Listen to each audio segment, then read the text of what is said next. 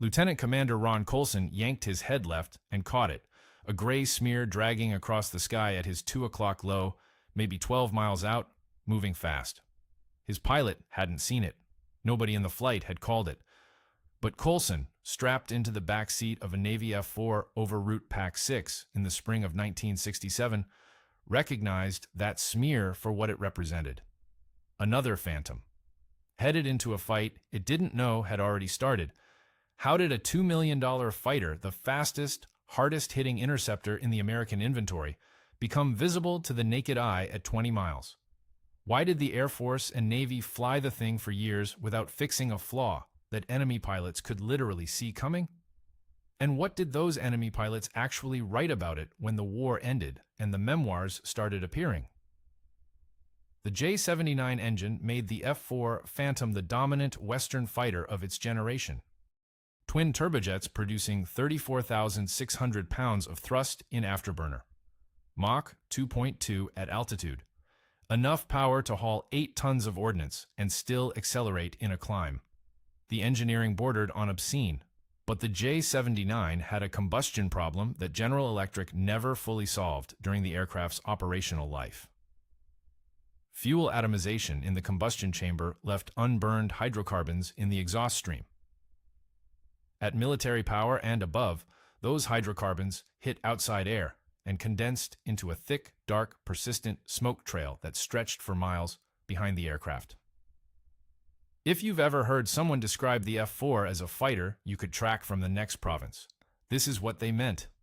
If someone in your family flew Phantoms over Vietnam, your father, your uncle, a neighbor who never talked about it, hit subscribe and drop their name in the comments. Like this video so their story reaches more people. They earned that much. The smoke trailed from both engines simultaneously, creating twin columns that merged into a single conspicuous banner roughly 300 feet behind the aircraft. At altitude, against a clear sky, the contrast ratio made the Phantom visible at ranges where no other tactical jet could be detected without radar. 20 miles, sometimes farther. A MiG-21 at the same altitude and same power setting produced almost nothing. The Tumansky R-13 ran cleaner. Not because Soviet engine design prioritized low observability. The Soviets got lucky on combustion efficiency in that particular power plant. The American solution, when it finally came, arrived in stages. Reduced smoke variants of the J-79 entered testing in 1969. The -17 engine model cut visible emissions substantially. But fleet-wide replacement moved at procurement speed, not combat speed, and Phantoms with original smokier engines flew combat missions well into 1972. Here is where enemy testimony fills a gap American records leave open. Nguyen Van Cock, credited with 9 aerial victories by the Vietnamese People's Air Force, described American formations in terms that read like a hunter discussing animal tracks. The declassified Vietnamese military history published in Hanoi in 1982 uses a specific phrase that translators have rendered as the smoke finger, their term for the Phantom's exhaust signature. According to that text, VPAF intercept controllers used the smoke to vector MiGs visually once radar had established a general bearing. GCI operators would put a MiG-21 into the right quadrant of sky. The pilot did the rest with his eyes. The Americans knew. Internal assessments from 7th Air Force acknowledged the smoke problem as early as 1966. A tactical evaluation report from that year describes the exhaust signature as, and this is their language, an unacceptable tactical liability in the visual arena. Unacceptable. They wrote that word and then flew the same engines for 6 more years. The British had dealt with something comparable during the Malayan Emergency, where vampire jet exhaust patterns gave away strike packages to ground observers in dense jungle. Different context, different threat. But the institutional reflex matched. Acknowledge the problem in writing, then change nothing until the next procurement cycle forces the issue. Coalson's Phantom kept flying that afternoon. The gray smear he'd spotted belonged to a crew from VF-114. They survived. 63 other Phantom crews over the course of the war did not come home at all. And the smoke trail's contribution to those losses remains, by the Pentagon's own admission, unquantified. 1958 Edwards Air Force Base, a General Electric test cell where engineers are feeding JP-4 into a prototype J-79 and measuring everything that comes out the back. They already know the numbers are extraordinary, thrust-to-weight ratio beating every military power plant in production. Specific fuel consumption competitive with engines, half its output. What they also know, and what the test data confirms across dozens of runs, is that the combustion liner geometry produces incomplete burn at high power settings. Carbon-rich exhaust. Visible, persistent, dark. They had a choice. Redesigning the combustion section would have cost 18 months and an estimated 11% reduction in peak thrust. The Cold War math was not complicated. The Air Force wanted the fastest interceptor on the planet. General Electric gave them one. The smoke was a known line item in the engineering trade-off matrix, listed under visual signature considerations, in documentation that McDonnell Douglas received before the first F-4 prototype flew. A retired McDonnell Douglas propulsion integration engineer interviewed in 2003 for an aerospace engineering oral history project put it without apology. "We were building a fighter to kill Soviet bombers over the North Atlantic at Mach 2. Nobody in 1958 was optimizing for a visual dogfight over jungle." He was right about the original mission. He was wrong about where the airplane would spend its war. By 1966, that engineering decision had followed 17,000 Phantoms off the production line and across the Tonkin Gulf, where the contrail problem became something you could photograph from the deck of a carrier. Sailors on Yankee Station watched their own strike packages depart and tracked them by exhaust alone. Twin ribbons of oily black carbon stretching to the western horizon, marking the exact bearing, altitude, and composition of every outbound flight. What a 19-year-old deckhand could see from 60 miles, a MiG pilot at co-altitude could see from 30. The combustion issue was thermodynamic, not mechanical. The J-79's can-annular combustion chamber used 10 combustion cans feeding a common turbine. Fuel spray patterns at the outer edges of each can received insufficient air mixing at power settings above 92%. Below that threshold, at cruise power at loiter settings, the smoke nearly disappeared. But no pilot flies combat at cruise power. The moment a Phantom crew pushed throttles to military or lit afterburners, the chemistry betrayed them. Every single time. The airplane announced itself to anyone with eyes and a horizon. The controller's voice came through clipped and fast. Bearing 270, range 40 kilometers, low altitude, 4 aircraft. Pham Thanh Nguyen banked his MiG-21, hard left, and dropped the nose. He didn't need the next radio call. He could already see them. 4 dark threads stitched across the sky west of Kep, each one bending slightly south as the American formation began its turn toward the target. The Phantoms were still 60 seconds from weapons release. Nguyen had been airborne for less than 3 minutes. This was the system the Vietnamese built, not designed on paper by generals, but improvised in the field by men who understood that the most expensive radar in Southeast Asia had just been made redundant by bad combustion chemistry. The VPAF's ground-controlled intercept network ran on Soviet P-35 radar sets and a web of telephone lines connecting observation posts along the coast and the Red River Delta. Those observation posts were the piece American intelligence consistently undervalued. Old women with binoculars, militia volunteers on hilltops, farmers who knew what a Phantom looked like at 40,000 feet because the smoke told them everything radar could and one thing radar couldn't. Exact visual bearing in real time, updated continuously for free. The reports flowed upstream fast. A coastal observer spots smoke to the east. She picks up a telephone hardwired to the district military post. The district post relays to the regional GCI center. The controller already has a radar return giving him approximate range and heading. Now he has something better, a visual confirmation that tells him the Americans are at high power, which means they're either ingressing to a target or accelerating for combat. Either way, they're committed. He keys his radio and puts a MiG section onto an intercept vector from below, out of the sun, where the MiG-21's tiny frontal cross-section makes it nearly invisible against the ground clutter. The geometry was devastating. A Phantom crew scanning for threats at co-altitude or above would never see the MiG climbing from their deep six. But every MiG pilot could see the Phantoms from the moment they entered the quadrant. One side was broadcasting, the other was listening.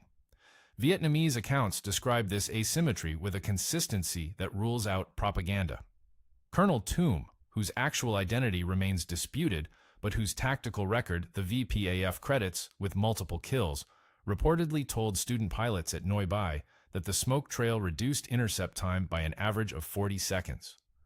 40 seconds in a supersonic engagement is not an advantage. It is the entire fight.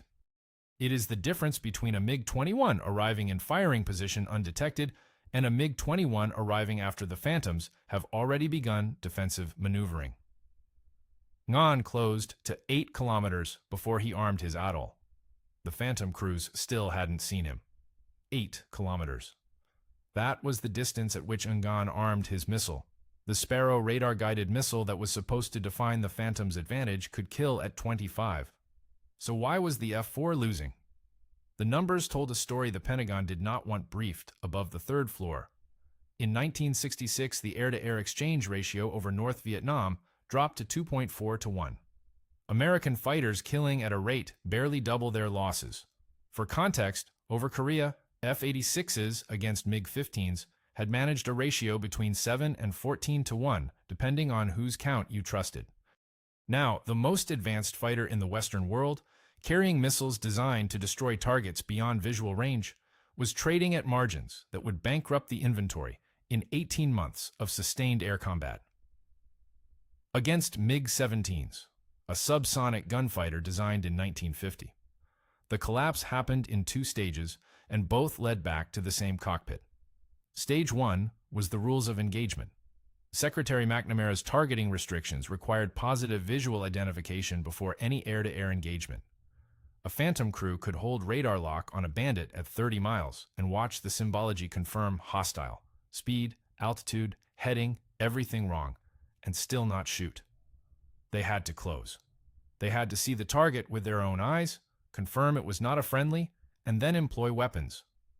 By the time they reached visual range, the Sparrow's theoretical advantage had evaporated.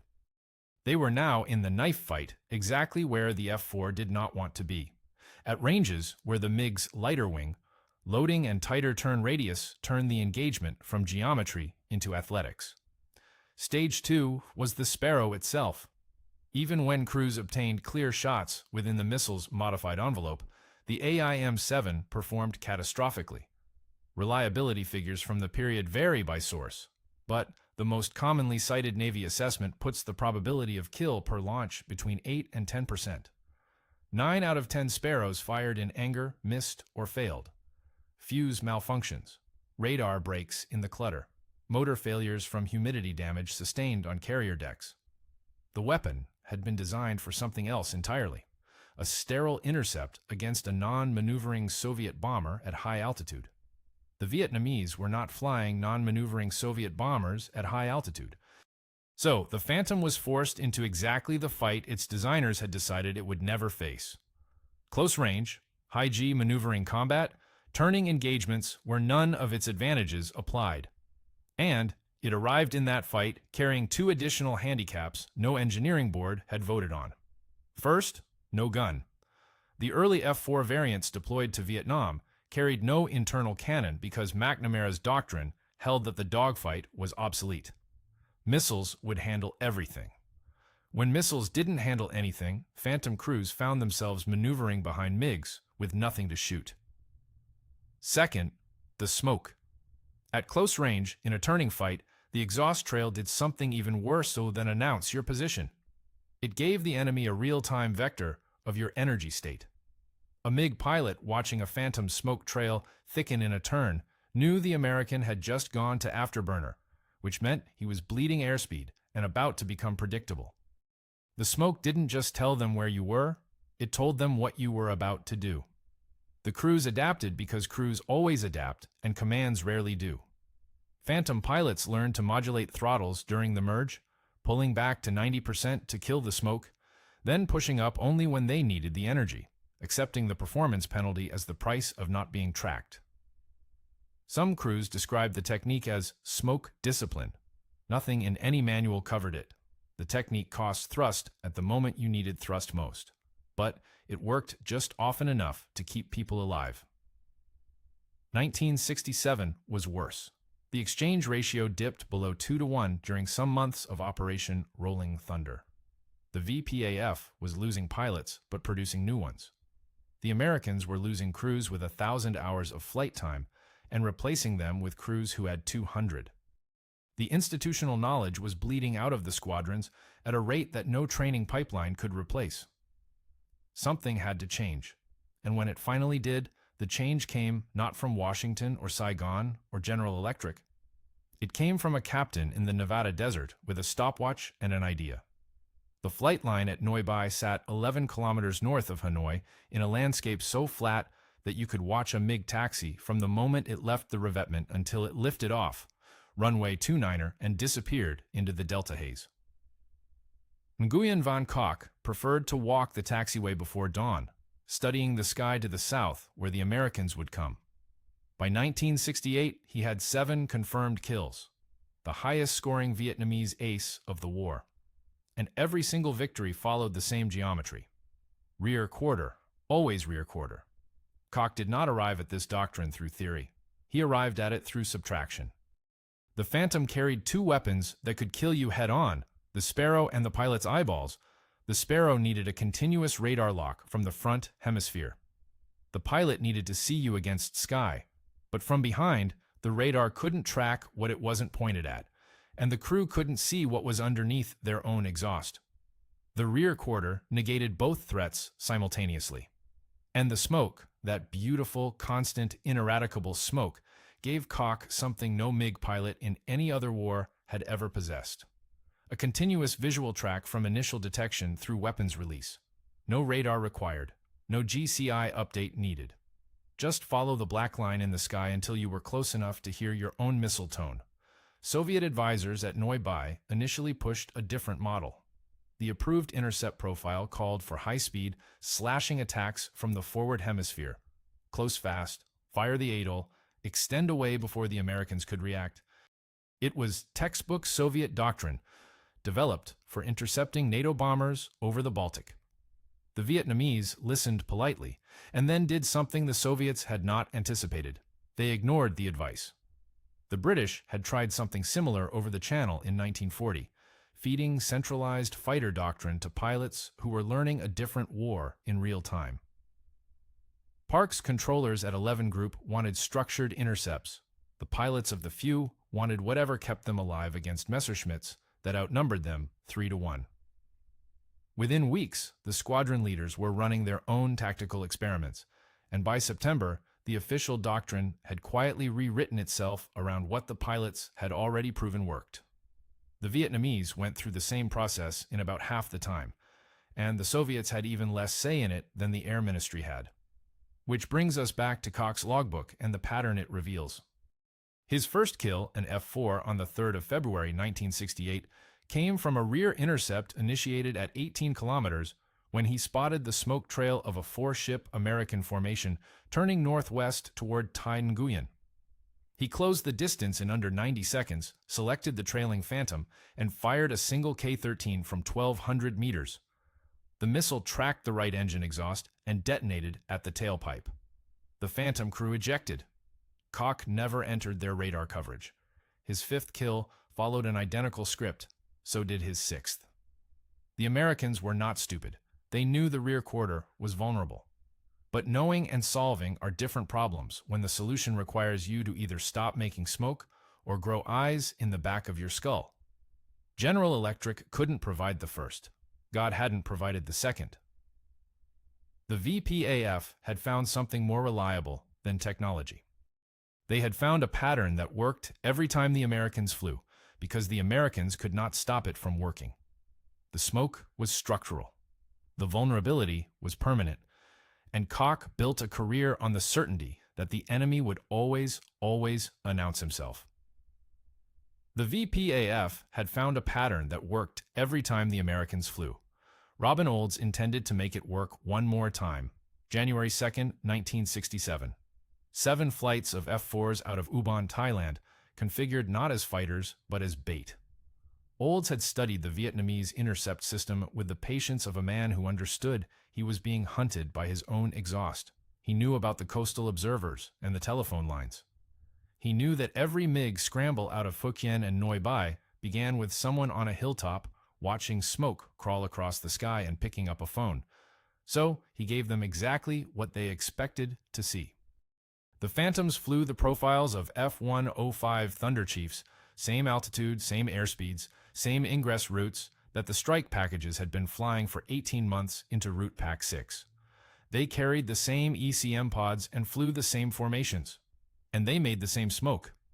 From a hilltop south of Hanoi, from a radar scope at the Phu Quyen GCI Center, from every observation post scattered across the delta, Old's formation looked precisely like what the Vietnamese had been killing all year.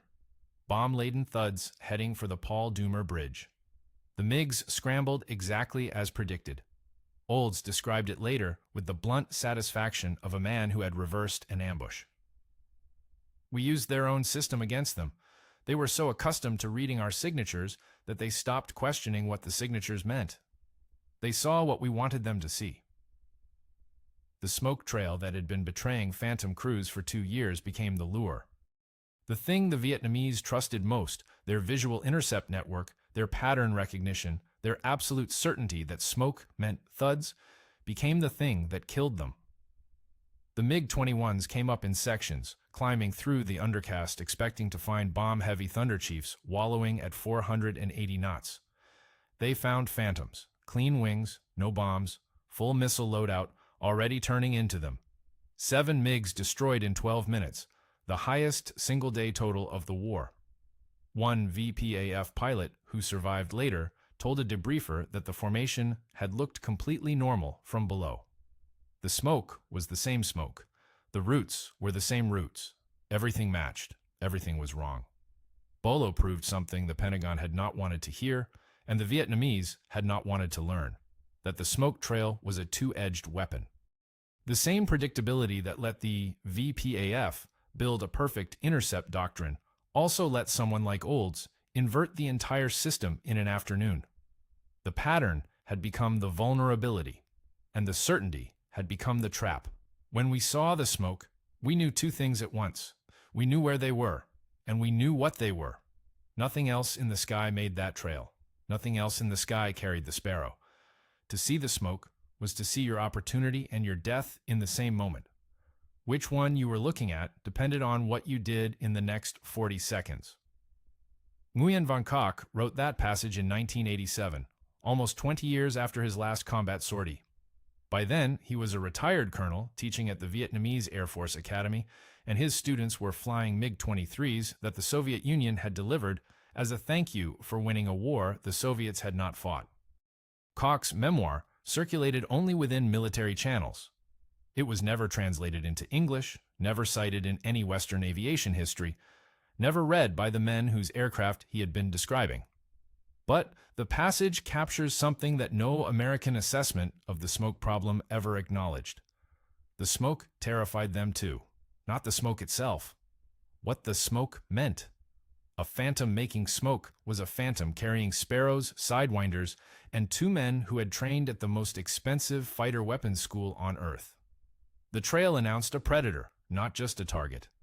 And for every engagement where a MiG pilot used the smoke to track and kill a phantom, there were dozens of instances, unrecorded, unbriefed, invisible to history, where a Vietnamese pilot saw that trail crawling across the horizon and turned away.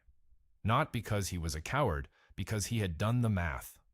40 seconds to close, fire, and extend. 40 seconds during which the Phantom's radar might find him, the backseater might call the brake, the whole formation might wheel around and turn pursuit into ambush. Bolo had proven that the smoke could lie. After January 67, no Vietnamese pilot could look at a smoke trail with the same simple confidence. This was the irony that neither side fully understood while the war was being fought. The J-79's exhaust signature functioned simultaneously as the Phantom's greatest tactical liability and its most persistent strategic deterrent. The same trail that let Koch track a four-ship from 18 kilometers also told every MiG pilot within 50 miles that American fighters were operating in the area. You could not have one without the other. The vulnerability and the deterrent were the same phenomenon viewed from different distances. Up close, inside the envelope, behind the formation, tracking on the tail, the smoke was a gift.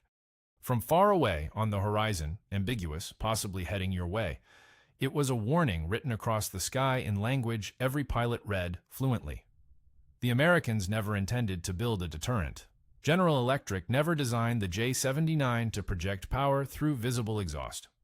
McDonnell never listed psychological intimidation in the Phantom's performance specifications. But intent is not outcome. The English longbow at Agincourt terrified French cavalry, not because of its accuracy, but because of the sound. Hundreds of arrows in flight created a noise that panicked horses trained for lance combat. No bowyer had designed for that. The Phantom's smoke worked the same way. A byproduct that became a signal that became a weapon. Nobody at General Electric or McDonnell had meant to forge it. Koch understood this duality better than anyone on either side. His memoir returns to it repeatedly, the tension between opportunity and threat, between the huntable and the dangerous.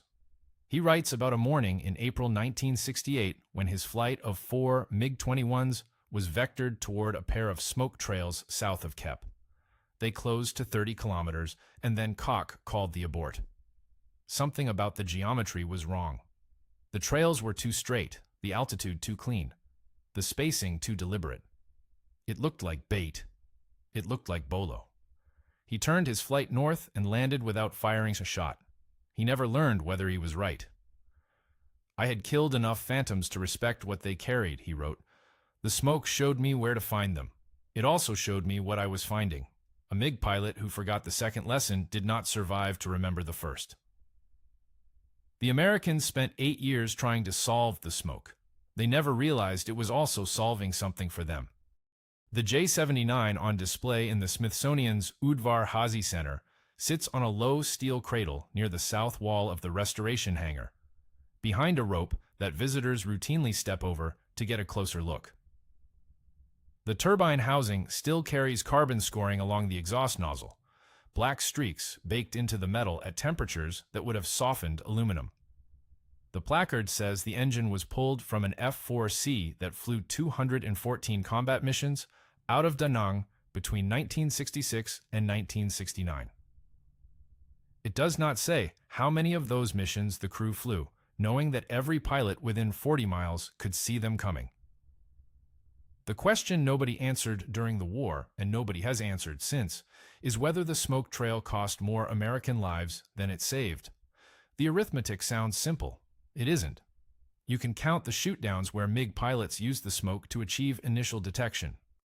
The classified VPAF after-action reports, partially released in 2001, credit visual acquisition of exhaust trails as the primary detection method in over 60% of successful intercepts between 1966 and 1968. 60%. That number should end the argument. It doesn't, because you cannot count the intercepts that never happened. You cannot count the MiG pilots who saw the smoke on the horizon, calculated the 40-second problem Koch described, and turned for home.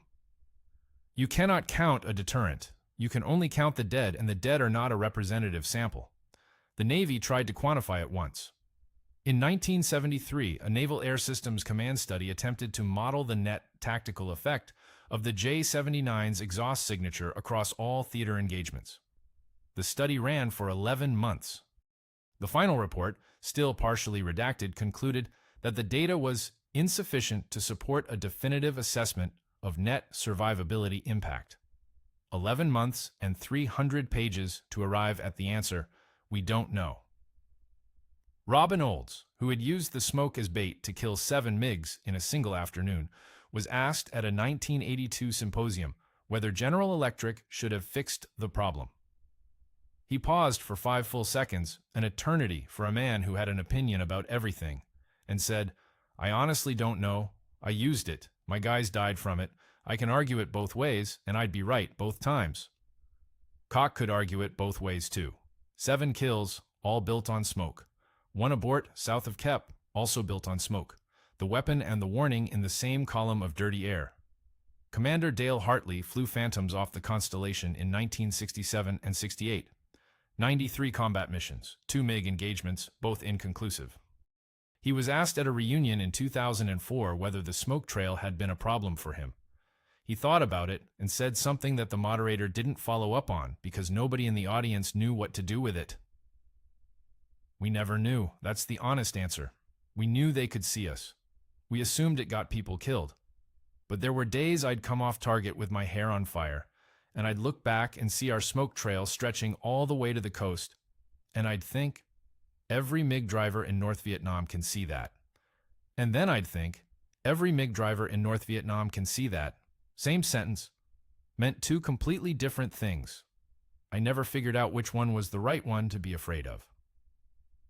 The after-action report for his last combat mission, flown on the 11th of March, 1968, listed visibility as unlimited and winds calm. Ideal conditions for contrail persistence. The sortie summary noted no MiG activity in the area.